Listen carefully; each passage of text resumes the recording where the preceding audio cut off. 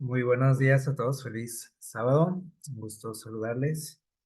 Y bueno, pues vamos en esta mañana a disponernos a estudiar eh, la palabra de Dios. En esta ocasión titulamos este mensaje El hombre masa. No sé si alguna vez han escuchado esta expresión. No se refiere a ningún superhéroe o algo por el estilo, parece que es algo así, ¿no? El hombre masa, así como el hombre araña, pero no tiene nada que ver.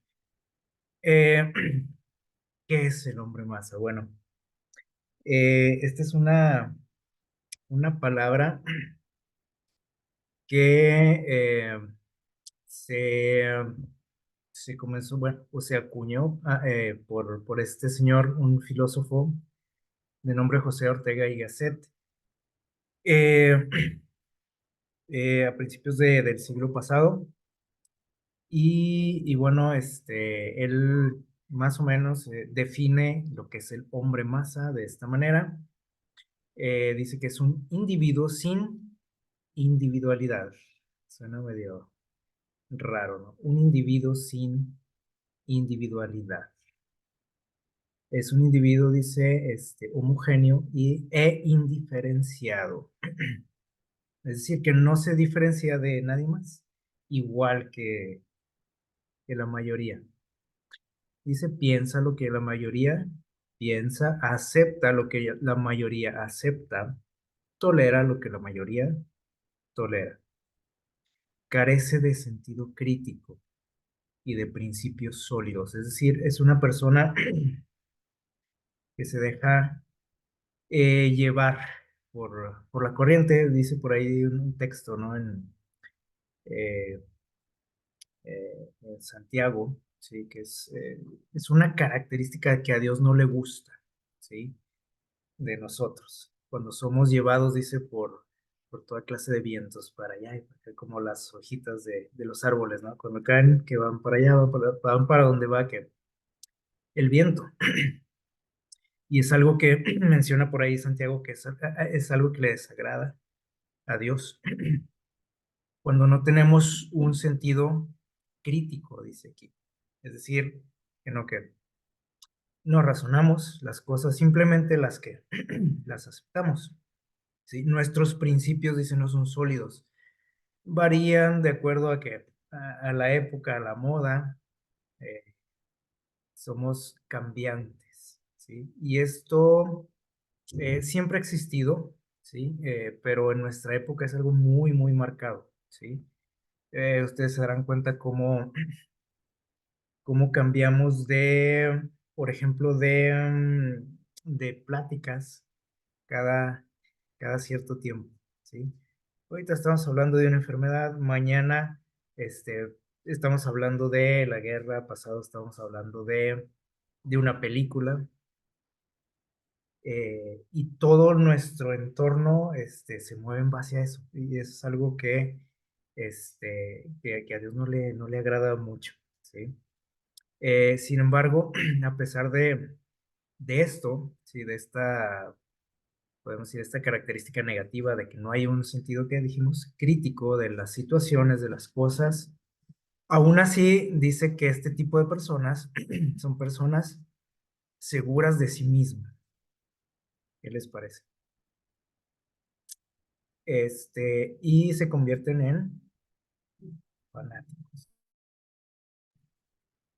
Es decir, su manera de actuar, la forma en la que hablan, en su forma de hablar demuestran fanatismo en su forma de actuar. Y se convierten también, dice aquí, en expertos en ciertos temas. Ojalá que no seamos de esos, ¿no? Que nos gusta opinar. Porque leímos algo por ahí, una noticia, y ya nos convertimos en expertos.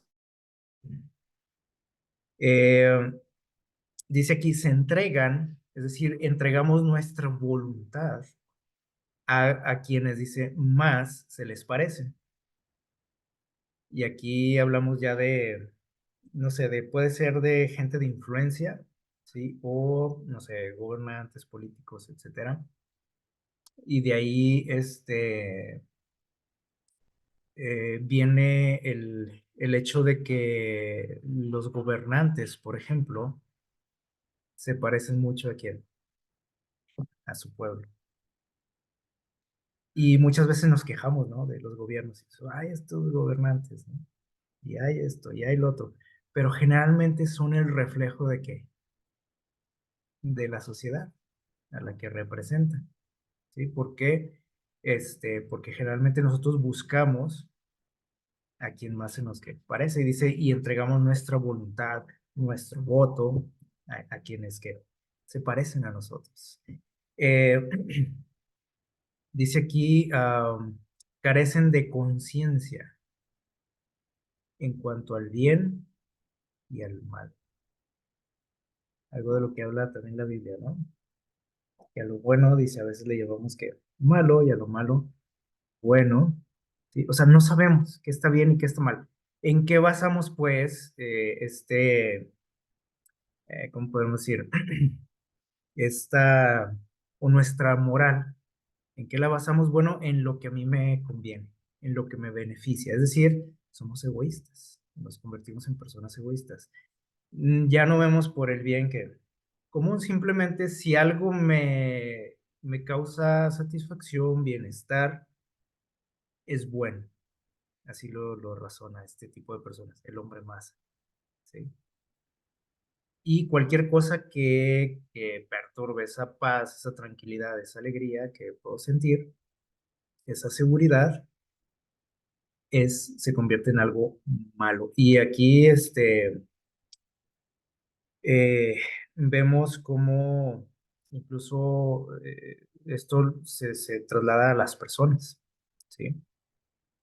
Si alguien no piensa como yo y me incomoda lo que piensa la otra persona, entonces esa persona es mala y es mi enemigo y hay que destruirlo, hay que aplastarlo, ¿sí? Eso es lo que se logra, ¿no? Con esto.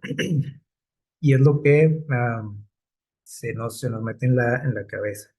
Eh, entonces, dice por aquí, aquí al final, que los delitos los convertimos en qué dice ahí, en derechos. ¿Le suena eso? O sea, algo que a lo mejor anteriormente lo veíamos mal y como hasta como un delito, dice aquí, ahora es un derecho,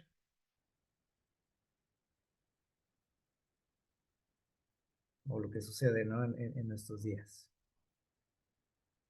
Es mi derecho a expresarme. Ahora que pasa mucho, o que vemos muchos disturbios, ¿no? En las calles, la gente dice, pues es su derecho, están expresándose. Algo que es considerado como un delito, ¿no? Si yo, por ejemplo, este, hace unos años, no sé, si yo salgo a la calle y empiezo a destruir negocios por ahí en el centro, ¿qué me pasaba? Pues a la cárcel, ¿no? Hoy se me protege por hacer eso. Y dicen, pues es que está en en su derecho. ¿Qué les parece? Eso es lo que sucede. Y bueno, Pablo, por ahí en Primera de Tesalonicenses, capítulo 5 versículo 21, si ustedes quieren por ahí buscarlo, hace una invitación eh, eh, para enfrentar este tipo de situaciones. Se nos bombardea, por ejemplo, nos dice aquí, con las modas, ¿sí? Y nos dicen, hoy todos vamos a vestirnos de blanco. Y todos nos vestimos de blanco. Hoy todos de rosa, y ahí vamos todos como borreguitos, ¿no? Y ahora se usa esto, y ahora no se usa eso, ya está fuera de moda, ¿sí? Y tengo que usar pues lo que está de moda, para no verme como que pues fuera de onda, como decimos, ¿no? Fuera del grupo, a sentirme raro, el rarito. Se nos bombardea con mensajes de tipo que, dice aquí, políticos, ¿sí? Se nos bombardea con mensajes científicos, incluso con la cuestión de la religión. Debemos de tener cuidado. Por eso hacemos mucho énfasis en estudiar que por uno mismo, ¿sí? No quiere decir que sea malo que vayas a una iglesia, que escuches los mensajes, pero si nada más nos convertimos en consumidores, ¿sí? De la moda, de la política, de la ciencia, de la religión, de los artistas, de las redes sociales, ¿sí? Si nada más estoy consumiendo lo que me dan, como el ganado, por ejemplo, a comer, ¿no? A engordar, pum, pum, pum, pum. Llego a convertirme en eso, en un hombre más, ¿sí? Si no tengo ese sentido crítico, si no tengo valores firmes, dice Pablo, aquí en 1 Tesalonicenses 5:21, examínalo todo y retén lo bueno. Es decir, no quiere decir que porque es política es malo, no quiere decir que porque es ciencia es malo, ¿sí? O porque son redes sociales es malo, porque a veces satanizamos, ¿no? También, o sea, nos vamos al otro extremo. Pero dice Pablo, todo lo que llegue a ti, o sea, no quiere decir que también voy a andar probando de todo. Eso no es lo que dice aquí Pablo. Dice, toda la información que llegue a ti, analízala. O sea, no nada más la consumas y digas, ah, ok, entonces así es la cosa. Es que dice el científico que así es que dice el pastor que así es, dicen dijo el artista fulano que así es y así es. Dice el TikTok que así es y así es. ¿Sí?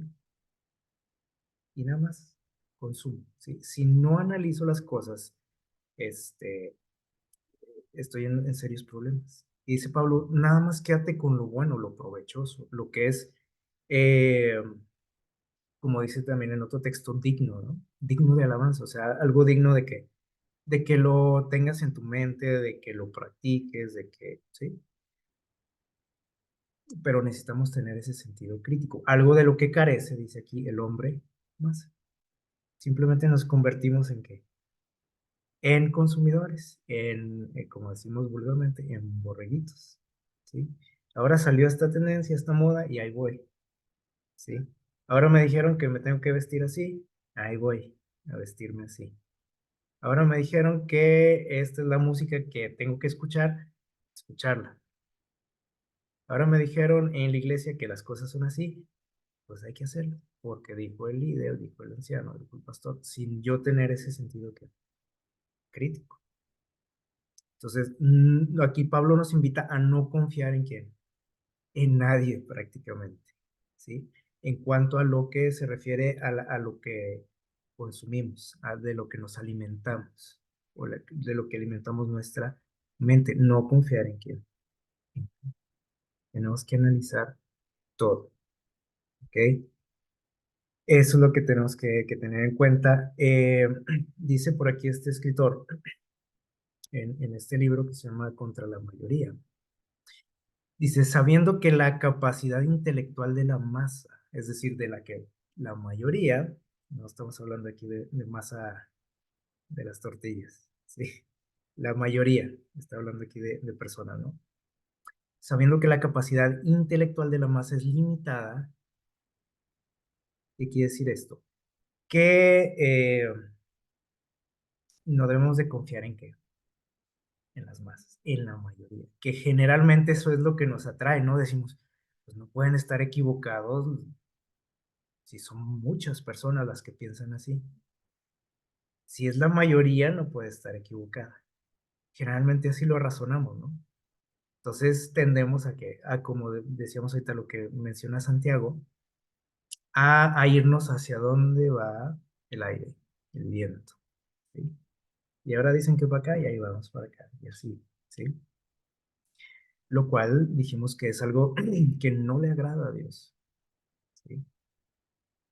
Hay otra expresión que utiliza por ahí Pablo, en cuanto a este tipo de personas, les llama de doble ánimo. ¿Recuerdan? Ahí hay un texto. Tenemos que ser firmes en convicciones, en principios, ¿sí?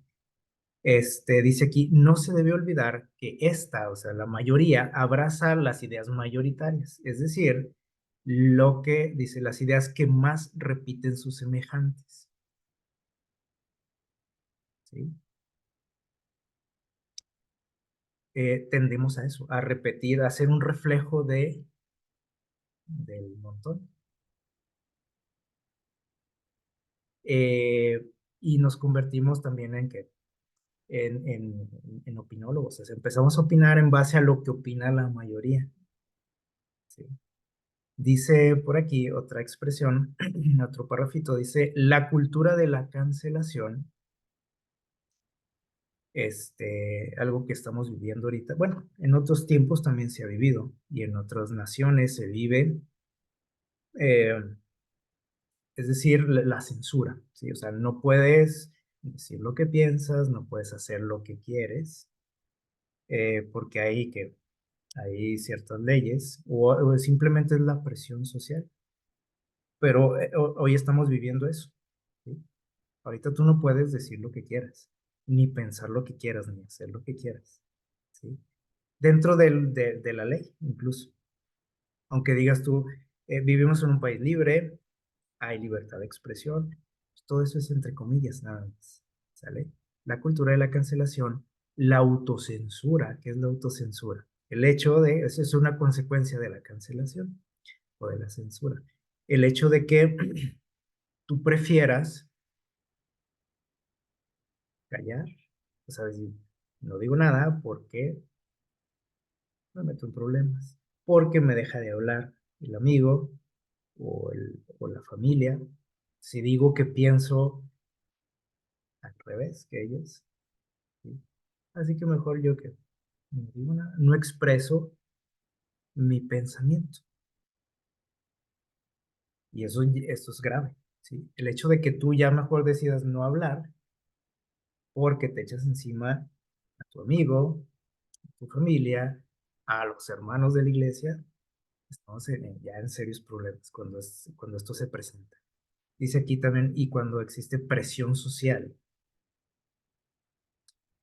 cancelación, autocensura y presión social, dice que estas tres cosas, dice, son el fiel aliado del poder para modificar la moral del pueblo, para cambiar los principios, para cambiar la moral, algo que estamos viendo en estos días. Y aquí nos dice quién está detrás de todo esto, ¿sí? O sea, gente con qué, con poder. A veces decimos, pues qué, pues es la moda. Se nos hace algo muy inocente, ¿sí? Cuando decimos, me voy a vestir como se visten todos. Hoy dijeron que todos de blanco y todos de blanco. ¿Sí? ¿Sí? Sin que, sin razonar por qué lo hago. Muchas veces, pues lo hemos mencionado, ¿no? A veces apoyamos movimientos sin saber por qué, simplemente porque pues, suena bien, ¿no? Así que, y ahí voy a las marchas y bravo, le decimos, qué bueno, ¿no? Que se estén expresando. Pero no sabemos ni por qué, ni que se pelean, ni nada. Dice aquí, cambia nuestra, ¿qué? Nuestra moral. Y aquí ya estamos hablando de, por ejemplo, gente creyente incluso, que sin darnos cuenta ahí vamos, detrás de la bola. Este, y dice aquí que la gente de poder utiliza esto, ¿sí? Esos métodos así que de lavado de cerebro, ¿sí? Para cambiar, dice aquí, modificar nuestra moral, sin darnos cuenta. Les digo, a veces se nos hace muy inocente, ¿no? El decir, ¿qué tiene? Es la moda, es lo que se usa ahorita. Pero no nos damos cuenta de que hay alguien detrás moviendo los hilos de esa situación. Y detrás de esas personas está el enemigo de Dios. ¿A quién le interesa cambiar tus principios y tu moral? ¿A Satanás? ¿Sí o no? Que pienses contrario a los principios que Dios ha establecido. Y a veces decimos, no, es que no creas que son como, siempre mencionamos aquí también, ¿no? Esas teorías conspirativas, ¿no? Creo que hay alguien en este mundo que quiera hacerme daño o hacerle daño a la sociedad o a la iglesia. Como que se nos hace algo muy de fantasía eso, de película, ¿sí? Dice, de este modo, cualquiera que se atreva a cuestionar, o sea, pensar diferente, dice que a la moral dominante, sufre, dice, la ira enfurecida de la masa. ¿Se les hace conocido eso? Les decía, ahorita tú no puedes decir o hablar en contra de ciertos temas, porque así te va, ¿sí? Y dice aquí, porque la masa, la bola, la mayoría se siente que dice aquí, enormemente atacada por lo que tú piensas, por lo que dices, por lo que haces, y se ofende, porque eso es lo que se nos enseña, ¿no? O sea, si alguien piensa diferente a ti, ese es que, ese es el enemigo. Cuando antes no era así, antes podíamos tener diferencias de ideas, de pensamientos y nos tolerábamos, ¿sí o no? Dice, bueno, este le va a las Chivas y le voy a la América, pero es mi amigo, ¿no? Ahorita ya no es así. Ah, ¿tú piensas así? Entonces eres que mi enemigo. Entonces tú me odias a mí y por consecuencia yo te voy a odiar a ti, porque eso es lo que se nos inculca, ¿no? Con esta cultura. Eh, y saben que Jesús en una ocasión habló de esto. En Mateo capítulo 7 vamos a abrir nuestras Biblias, eh, versículos 13 y 14 de Mateo.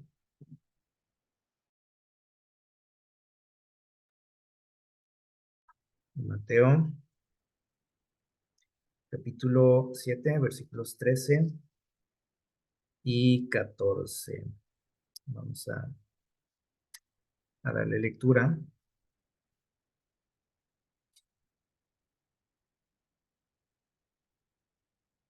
Miren lo que dijo Jesús. Y aquí presenta justamente dos tipos de personas, ¿sí? Les digo, esto es algo que siempre ha existido. O sea, en los tiempos de Jesús se veía y nos advierte acerca de esto, ¿sale? Dice, entren por la puerta estrecha. ¿Se acuerdan de este texto? Dice, porque ancha es la puerta y el camino, como es, dice, espacioso, que lleva hacia dónde? Hacia la perdición. Y muchos, la masa, la bola, la mayoría, como ustedes quieren llamarle, dice, son los que entran por ella. ¿Qué dice Jesús aquí? Cuidado con qué, conseguir a la bola. Porque generalmente dice, ese camino hacia dónde lleva, o siempre, a donde va la mayoría, dice, es a la perdición. Y nosotros lo razonamos al revés, ¿no? Decimos, "Ok, pues si todos lo hacen, si todos piensan así, pues debe de ser algo bueno. O sea, no creo que todos estén equivocados. Pues dice Jesús, así es, ¿sí? Y vean lo que dice el 14, dice, y estrecha es la puerta y angosto el camino que lleva hacia dónde? Hacia la vida. Dice, ¿y cuántos andan por ahí? ¿Y cuántos se encuentran en este camino? Dice, pocos. Y saben que este es el problema, porque a nadie de nosotros nos gusta ser minoría. A nadie de nosotros nos gusta que nos vean raro, echarnos encima a la gente, ser el que está fuera de onda, fuera de la moda, de lo que se usa. Por eso precisamente son pocos. Pocos los que mantienen que sus principios firmes, pocos los que tienen que criterio, los que piensan. Suena feo, ¿no? Pero así es, dice Jesús, así es, así está, nos presenta, eh, ahora sí que, como hablamos hace poco también, una cosmovisión de lo que es la vida, ¿sí? Y debemos de tener cuidado en esto y prestar mucha atención a esto que nos dice aquí Jesús. Eh, entonces, no sé si hemos escuchado esta palabra remanente. Se utiliza en muchas ocasiones en la Biblia. Pero ¿qué significa? Porque a lo mejor sí le hemos oído el remanente, el remanente. ¿Qué es? El remanente, dice aquí, es la parte que queda de algo, una porción que queda. Es el resto, es que dice también, sobrante, es el exceso o es el saldo. A lo mejor esta palabra ya nos suena más, ¿no? Cuando decimos, voy a revisar mi saldo, o sea, lo que queda. lo que me quedó de, de dinero, por ejemplo, en ese caso, ¿no? Y cuando hablamos de esto, de los restos, del sobrante, del exceso, generalmente lo tomamos como algo negativo, ¿no? O sea, ay, las obras, como vemos aquí en la pantalla, ¿no? Este, algo que no, pues a lo mejor no nos gusta, ¿no? Por ejemplo, la cuestión de la comida, si hablamos de sobras, pues no nos late mucho, ¿no? Hace tiempo por ahí un amigo me invitó a comer y me dice, oye, ¿te gusta la sopa de res? Digo, sí. Y dice, pero es de restos. Y ya me dio risa, ¿no? Pero lo dijo a manera de broma, como diciendo, pues vamos a comer qué, lo que sobró de la semana, ¿no? Este, pero les digo, a pesar de que, bueno, somos raros, ¿no? Porque generalmente las sobras no nos gustan, o decir, ay, otra vez lo que comí ayer, ¿no? Lo que sobró de ayer. Pero, por ejemplo, en Navidad, en Año Nuevo, nos gustan las sobras, ¿sí o no? Los restos. Y hasta le ponemos otro nombre, ¿no? Decimos el recalentado. Ya suena diferente a los restos, las obras, ¿no? Pero, por ejemplo, ahora sí que el resto del año no nos gustan las obras, ¿verdad? Pero saben que, aunque para nosotros es algo negativo, generalmente, cuando hablamos de sobras y de restos, para Dios es algo valioso. Y dice aquí, Dios le dio un gran valor a aquellos que, ¿qué dice? De su pueblo que había apartado para propósitos sagrados. Y les llama el remanente, el resto, las obras, aunque suene así como feo, ¿no? Y dice que generalmente los consideramos, a los restos dice, pedazos sin valor. Y a veces lo desechamos eso, ¿sí o no? Pero Dios no es así. Acuérdense que Dios siempre piensa casi siempre contrario a nosotros, ¿no? A lo que nosotros deducimos o pensamos que es bueno. Y para Dios, el resto, el remanente, es como un tesoro para él. ¿Sí? Es algo de valor.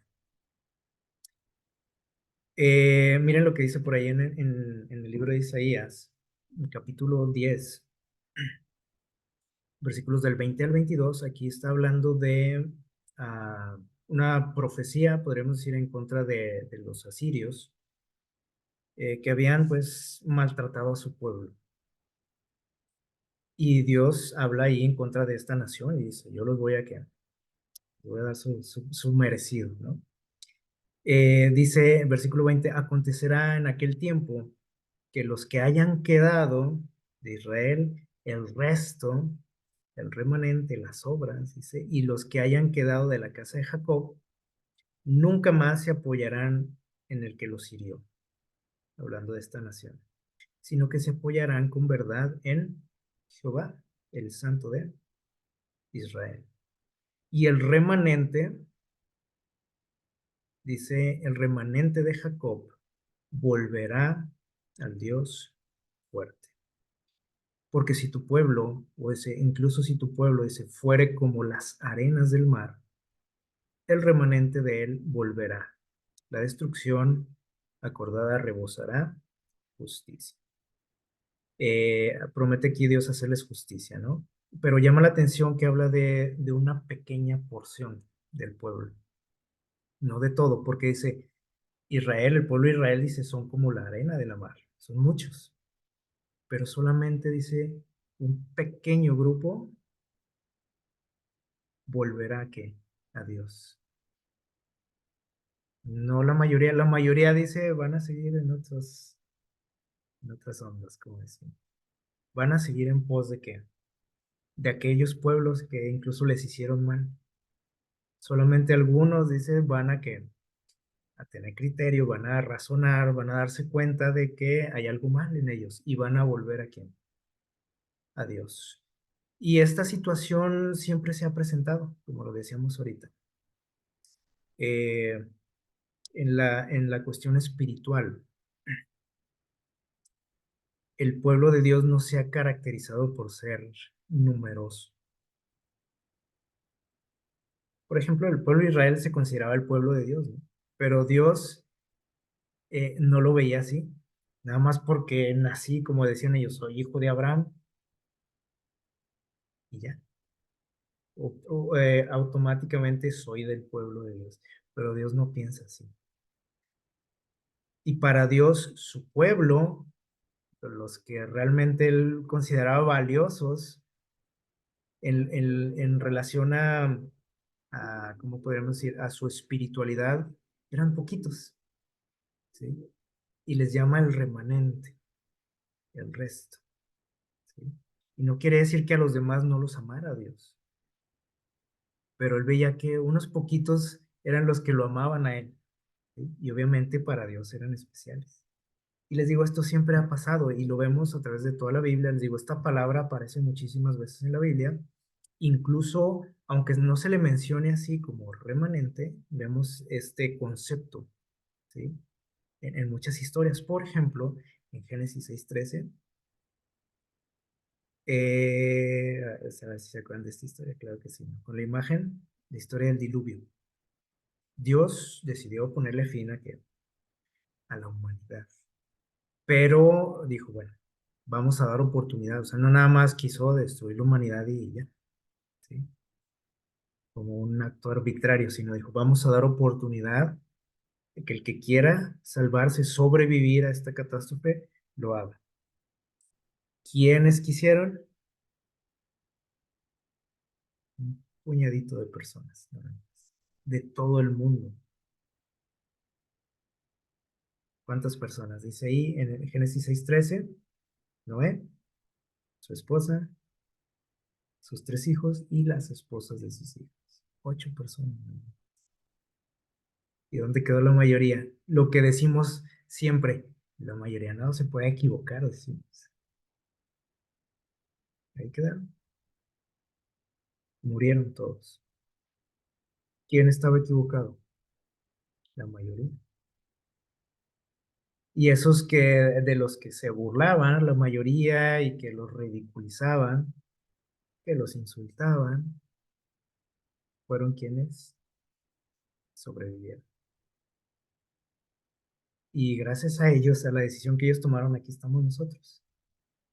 Finalmente todos descendemos de ellos, ¿sí? De esta familia. Eh, Así que vemos cómo, o sea, no es una ley, ¿no? De que es que porque es la mayoría, es lo que se usa, es lo que todos piensan, yo voy a caer en eso, ¿sí? Noé y su familia tenían otro criterio, otra manera de pensar, que no encajaba para nada en lo que pensaba la mayoría de las personas.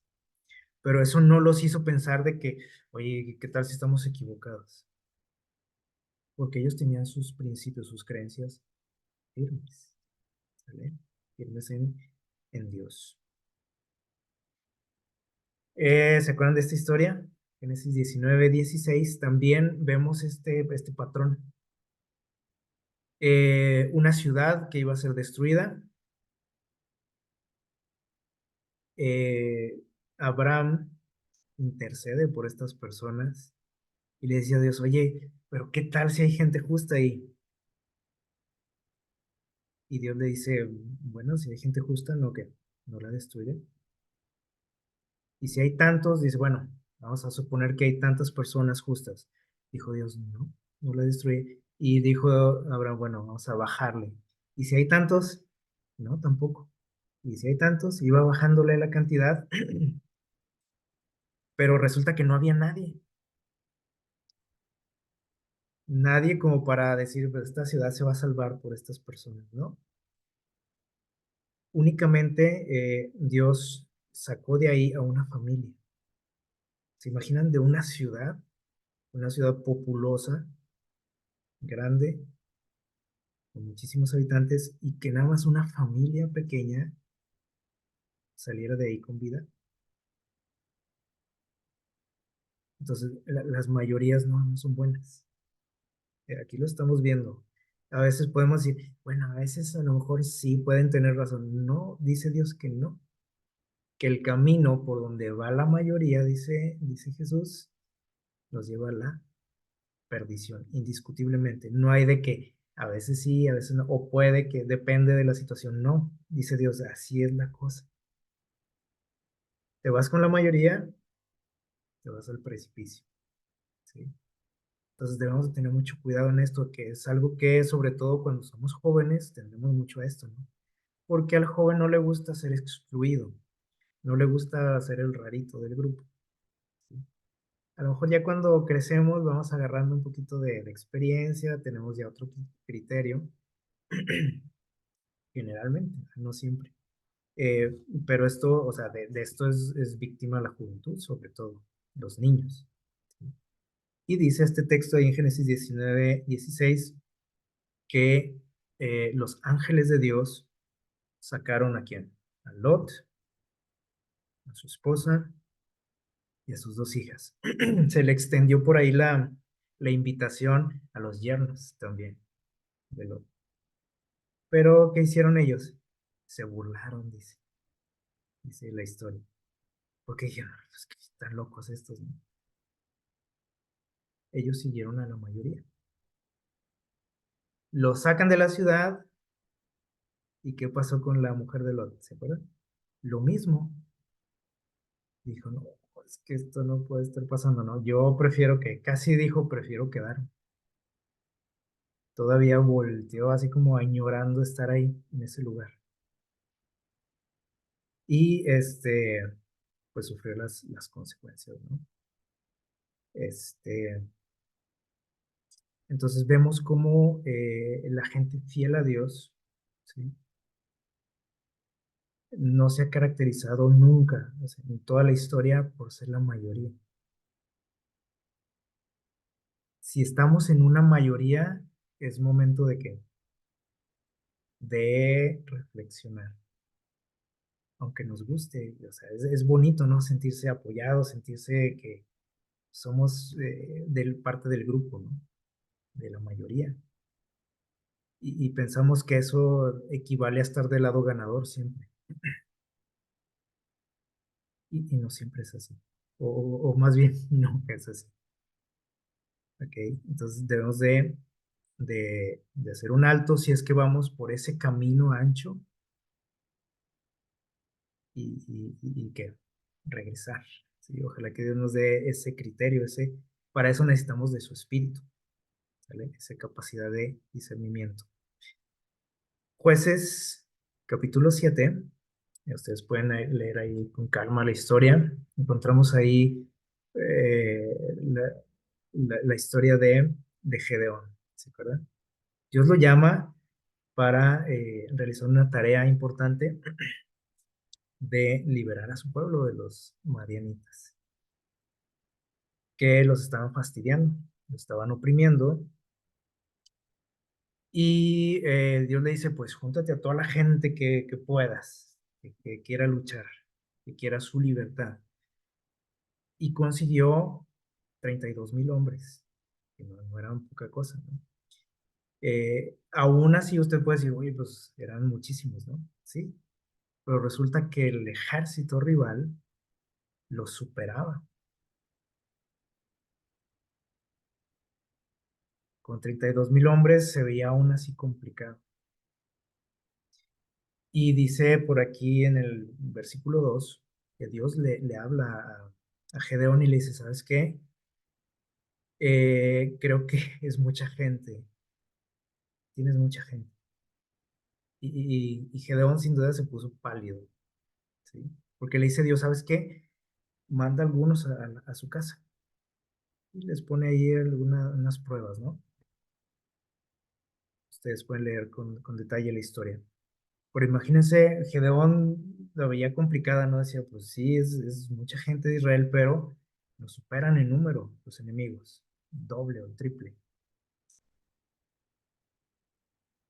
Y Dios le dice, ¿sabes qué? Tienes mucha gente. Ve despidiéndolos a algunos. ¿Se imaginan cómo se sentía Gedeón? De esos 32,000 dice que cuando les dijo, ¿saben qué? Si hay alguien que medio esté dudando, que tenga miedo, regrésese a su casa. Y para sorpresa de Gedeón, se fue ¿quién? La mayoría. 22,000 regresaron a su casa. ¿Se imagina? Ya se quedó con 10,000 nada más. Y los demás, ¿qué pensarían? Oye, pues ya se fue la mayoría, pues vámonos también nosotros, ¿a qué vamos a hacer?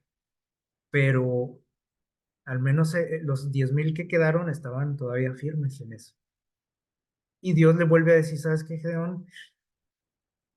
Te sobra gente. O sea, son muchos. Y Gedeón yo creo ya quería llorar, ¿no? Y aventar el arpa, como decimos, le pudo haber dicho eso, oye, ¿qué te pasa? ¿Qué no estás viendo la situación?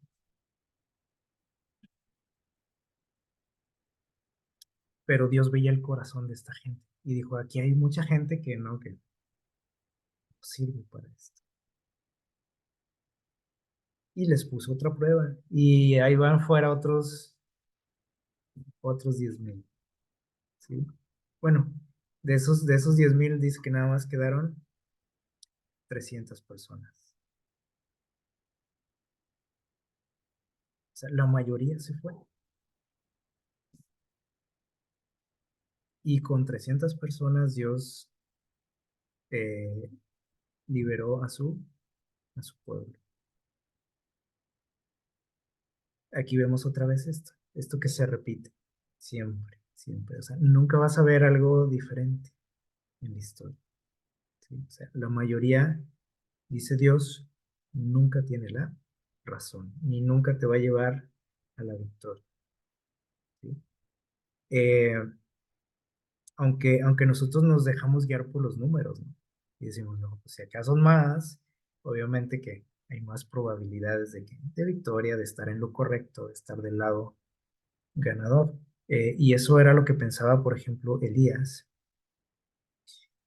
eh, en aquella situación en la que se encontraba en una depresión, ¿se acuerdan?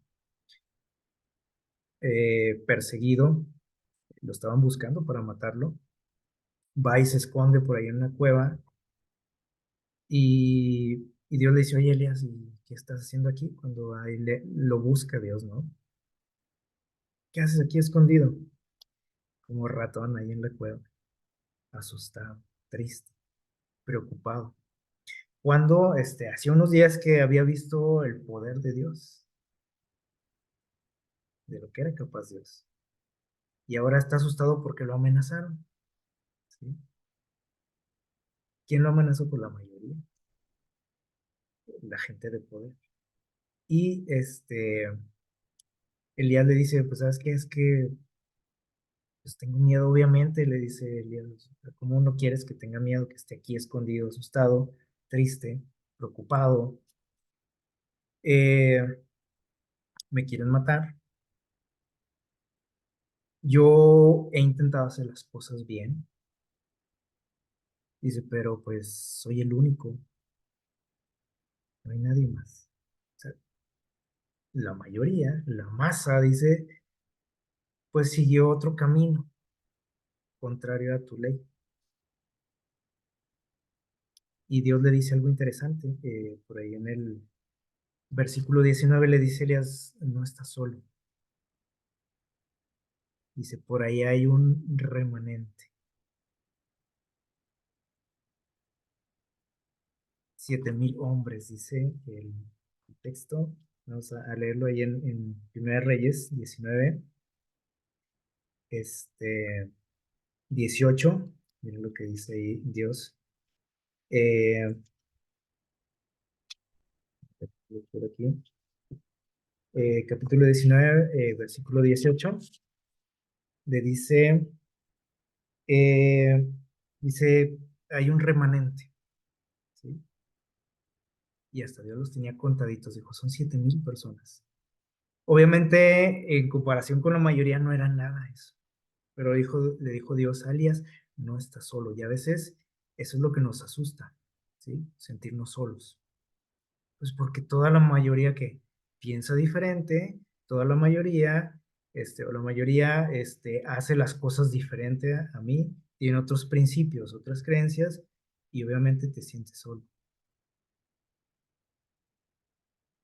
Pero Dios nos dice que no estamos, ¿qué? solos. Dice, hay gente como tú también. Ahí andan regaditos, pero es gente que también permanece fiel, ¿sí? Que tiene sus principios firmes, que no, dice aquí, que no han doblado sus rodillas ante Baal, ni sus bocas lo besaron. Así como tú le dices. No son muchos, obviamente, pero no está solo. Y lo que Dios le quiere decir a Elías es que si tú estás del lado de Dios, parte de Dios, eres la mayoría. No eres minoría, no eres único, no estás solo. Si estás con Dios, ya le hiciste como decimos. Eres la mayoría. Aunque según nuestro razonamiento y nuestros cálculos, pues no, no es así. ¿Se acuerdan de la historia que viene por ahí en Daniel 3:12? De estos jóvenes hebreos. A mí siempre me ha llamado la atención cómo de todos los cautivos que fueron a Babilonia, de Israel, los que fueron llevados cautivos a Babilonia, nada más se menciona a estas cuatro personas: a Daniel, Ananías, Azarías, Misael. Y yo digo que eran los únicos que habían llegado de Israel como cautivos. No, habían llegado muchísima gente, miles de gentes cautivos. ¿Y por qué Dios nada más menciona a estos cuatro jóvenes? Los destaca por su qué, por su fidelidad, por su obediencia a Dios, por la relación que tenían con Dios, por sus principios firmes que tenían. Y la pregunta es, ¿y los demás? ¿Dónde quedaron? La mayoría, ¿dónde quedó? No, pues la mayoría dijeron, pues está, dice un dicho, ¿no? Que a la tierra que fueres es lo que vieres, ¿no? Aquí se usa así, aquí es la moda esto, pues, modo.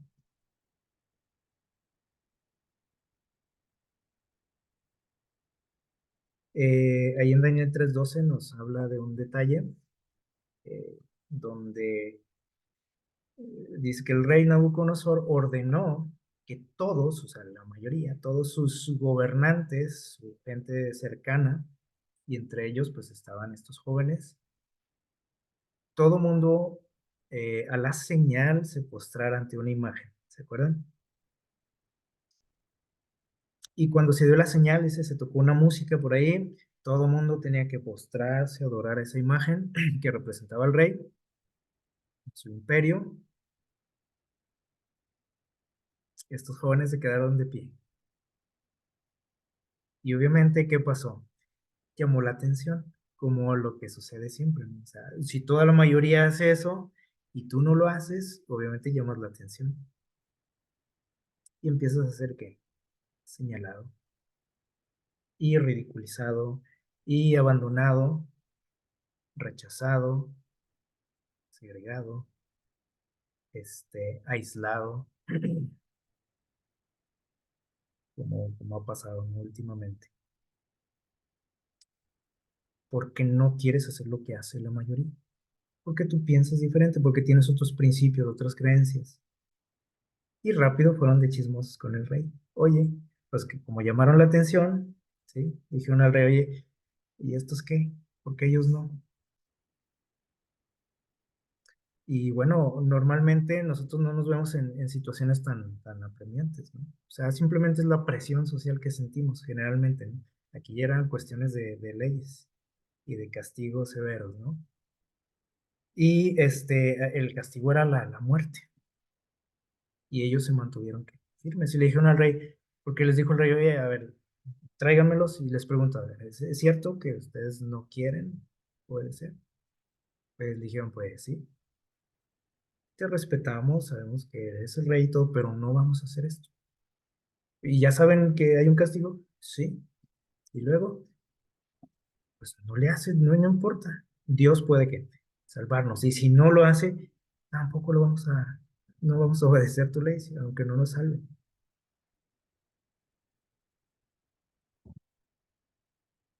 Y esta historia nos demuestra que no estamos solos. Cuando te sientes solo, que dices tú, es que la mayoría hace esto, es que la mayoría me presiona, es que la mayoría, y tú te sientes solo, obviamente. Pero esta historia, les digo, es un recordatorio de que no estamos solos. Eh, ¿Se acuerdan de los primeros adventistas? Eh, Recordamos este movimiento que, bueno, lo comenzó Guillermo Miller, ¿se acuerdan? Con unas predicaciones muy interesantes que llamaron la atención pues, de los cristianos acerca del fin del mundo, de la venida de Cristo. Y dice aquí que un gran grupo de cristianos de varias denominaciones, aquí no importaba la religión que tenían, dice, más o menos entre 50 a 100 millones de personas y entre 700 y 2000 pastores creyeron en las predicaciones de Miller. O sea, muchísima gente se unió a este movimiento y empezaron a prepararse para recibir a Jesús. Y podemos decir, oye, qué padre, ¿no? Que tanta gente se unió a esto. Pero ¿qué creen? También Dios dijo, dijo como en aquella ocasión a Gedeón, dijo, es mucha gente. Y no todos son sinceros. O sea, muchos estaban asustados porque decían, ya se va a acabar el mundo y el juicio final. Y obviamente las iglesias se llenaron. Como a veces llenamos las iglesias, ¿no? Cuando estamos asustados por algo, por alguna situación mundial o local, y llenamos las iglesias. Pero dice Dios, esta gente es demasiado. No porque Él deteste las mayorías, ¿sí? Sino porque Él sabe que no somos sinceros. La mayoría no somos sinceros. Estamos asustados, queremos agarrarnos de lo que sea cuando estamos así en esas situaciones, ¿no? Extremas. Y Dios quiso probar a su pueblo. Y ustedes pueden leer esta historia así con mucho detalle por ahí en el libro Conflicto de los Siglos. Y cuando se dieron cuenta que Jesús no vino, la fecha que habían dicho, el 22 de octubre de 1844, obviamente se decepcionó la gente. Se agüitaron, como decimos, y la mayoría se fue. Y se quedó un pequeñito grupo ahí de personas, así, un puñadito, que dijeron, bueno, estaba bien el cálculo que hicimos. Algo tenía que suceder en esta fecha. Tal vez nos equivocamos en qué, en el acontecimiento, y empezaron a estudiar. Y Dios aparte les reveló, a través de por ahí algunas visiones, este, y a través del estudio, ¿sí? Pero unos poquitos nada más dijeron, a ver, vamos a reestudiar este asunto. Y los demás, ¿qué pasó con esos 100 millones de personas? Ahí nos vemos. Eh, Regresaron a sus iglesias, otros formaron otros grupos religiosos, ¿sí? Pero ¿qué pasó con estos poquitos? Pues todo el mundo se burló de ellos. Dijeron, estos pobres locos, ¿no? Fanáticos. Y fueron así como decimos, el hazme ¿no? De la sociedad en los Estados Unidos y en algunos otros países también, que este movimiento llegó a otros lugares. Eh, y vemos aquí esto, es el patrón de siempre, ¿no? La mayoría no tiene la razón. Y vamos a ir ya aterrizando, dice Apocalipsis capítulo 12 versículo 17 hablando de nuestro tiempo, ¿sí? Miren lo que menciona aquí, que a lo mejor usted se puede preocupar porque dice, entonces el dragón, Satanás, dice, se llenó de ira contra la iglesia, contra el pueblo de Dios. Y aquí lo aclara, dice, y se fue a hacer guerra contra quién, dice, el resto de la descendencia de ella, con unos que, contra unos poquitos. Entonces, aquí el pueblo de Dios en estos días finales tampoco es la mayoría. O sea, nunca lo ha sido y nunca lo va a ser. No es el populacho, ¿sí? El pueblo de Dios. Entonces les digo, siempre que nos veamos en medio de una masa, aguas, cuidado. ¿Sí? Y dice aquí, Satanás está enojadísimo en estos días contra unas poquitas personas. No dice contra todos los cristianos, contra todas las iglesias protestantes, ¿no? O cualquiera que se diga cristiano, ¿no? Es nomás contra unos poquitos. ¿Quiénes son? Dice ahí, los que guardan los mandamientos de Dios y tienen el testimonio de Jesús, o sea, el carácter de Jesús. No por ser cristiano o decirme cristiano, tengo el carácter de Jesús, tengo el carácter del otro muchas veces, ¿sí o no? Entonces, el pueblo de Dios, dice aquí, en estos días, es una minoría, es un puñadito de gente. Y esto, les digo, causa un sentimiento negativo en nosotros muchas veces, no porque decimos, uy, pues estoy solo, nada más yo en mi familia y todo el mundo se burla de mí y todo el mundo me hace feo. Y eso a nadie nos gusta, obviamente. Y a veces decimos, no, pues mejor me voy por donde va la mayoría, ¿no? Más a gusto, nadie se mete conmigo, nadie se burla de mí, nadie me señala. Y en estos días vienen estas situaciones y ya lo estamos viendo, lo estamos viviendo. O sea, esto no es algo que venga ya en un futuro lejano, esto se está desarrollando en estos días. Y en el siguiente capítulo de Apocalipsis, este, sigue con este tema, ya más a detalle, porque acá nos dice, se enfureció Satanás contra estos poquitos. Y habla en Apocalipsis 13 la otra vez lo mencionamos, de un gobierno mundial que ya se está desarrollando también, ¿sí? ¿Por qué? Porque las decisiones de nuestro mundo no las toman las naciones ni los presidentes, las decisiones las toma un gobierno mundial, ¿sí? O sea, sin tomar en cuenta lo que opinen los mexicanos o los rusos o los chinos o los argentinos. Dicen, así es la cosa y así es, ¿sí? Así se va a hacer. Un gobierno, dice ahí en Apocalipsis 13, habla de un gobierno mundial que va a engañar a quién, a la masa, a la mayoría. Es decir, la mayoría vamos a decir, está bien.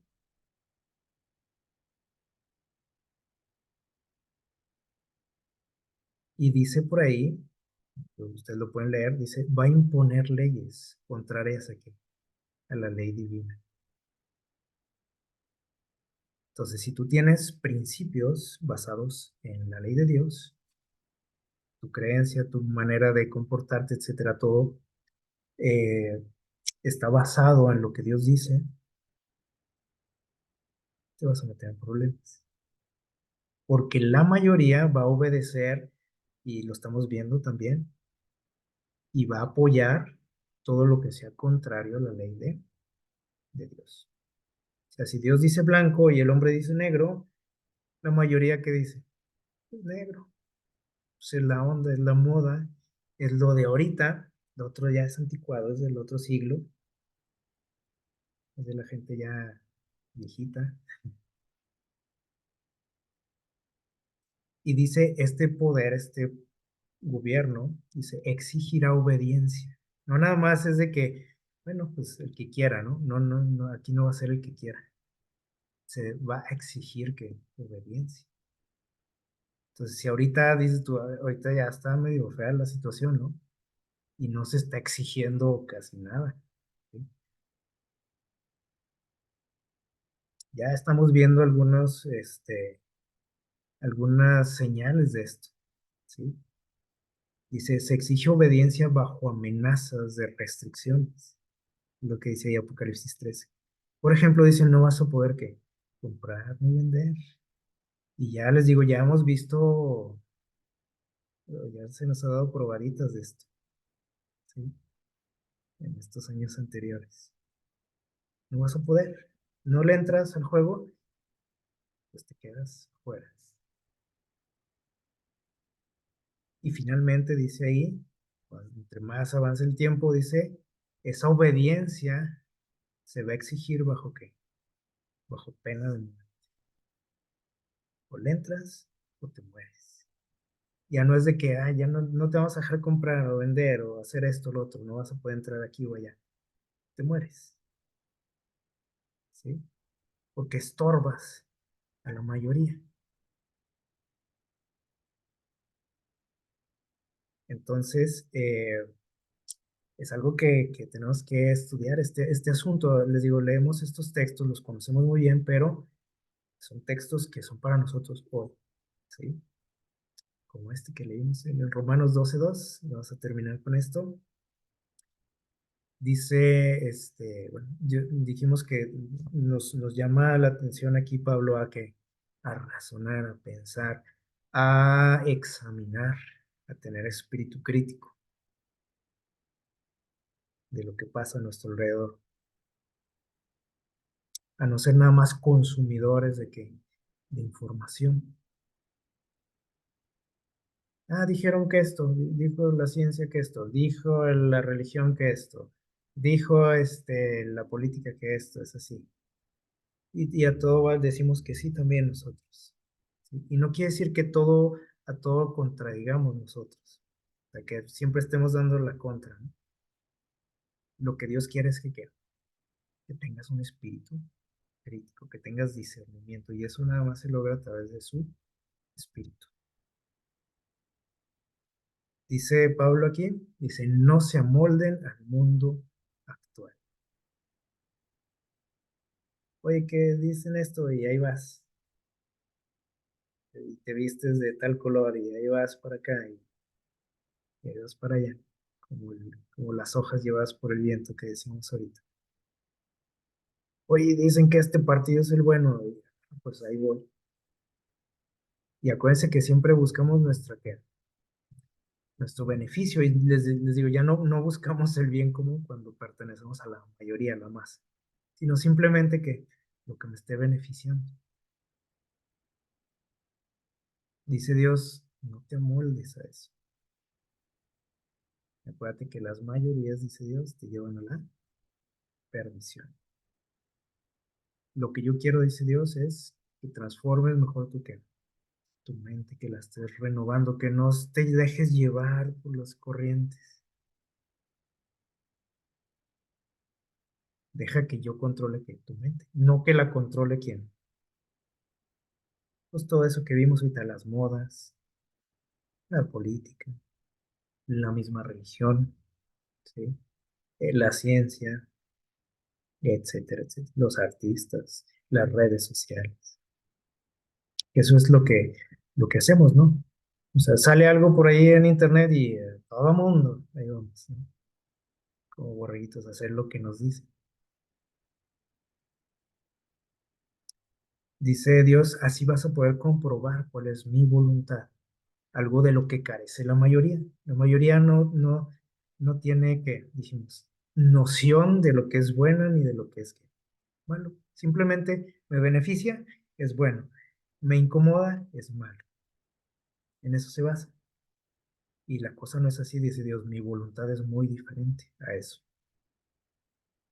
Con Dios muchas veces, lo que me beneficia para Dios es malo, ¿sí o no?